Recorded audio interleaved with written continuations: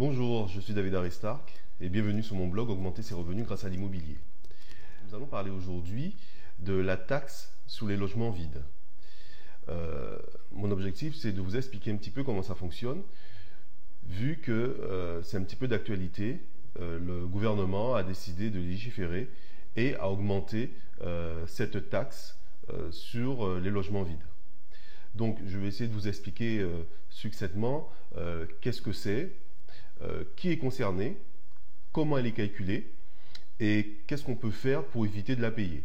En quoi consiste cette taxe?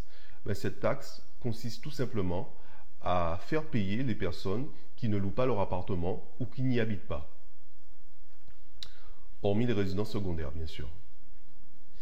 Donc, tout logement vide, habitable, avec le confort minimum, c'est-à-dire qui est l'électricité, de l'eau potable, voilà, le nécessaire pour vivre, eh bien, au 1er janvier, si votre appartement ou votre maison n'est pas loué, vous êtes assujetti à cette taxe. Et cela, c'est pour tous les propriétaires. Alors, comment elle est calculée? Eh bien, elle est calculée en fonction de la valeur locative de l'habitation. Elle varie aussi par rapport à la durée de carence. Bon, pour faire plus simple, je vais vous montrer un petit tableau.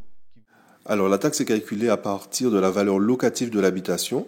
C'est la même que celle qui est retenue pour la taxe d'habitation. Alors, le taux appliqué varie en fonction de la durée de vacances du logement. Donc, la première année où le logement est imposable, vous serez à 12,5%. La deuxième année, vous serez à 15%.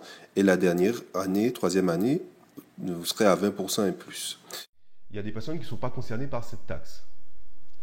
Eh bien, si durant une période de 2 ans, votre appartement a été loué plus de 30 jours consécutifs, eh bien, vous n'êtes pas assujetti à cette taxe. Les autres logements qui ne sont pas concernés par cette taxe sont les logements, les résidences secondaires meublées. Je pense qu'il est essentiel de se bouger, de faire quelque chose pour éviter de payer cette taxe.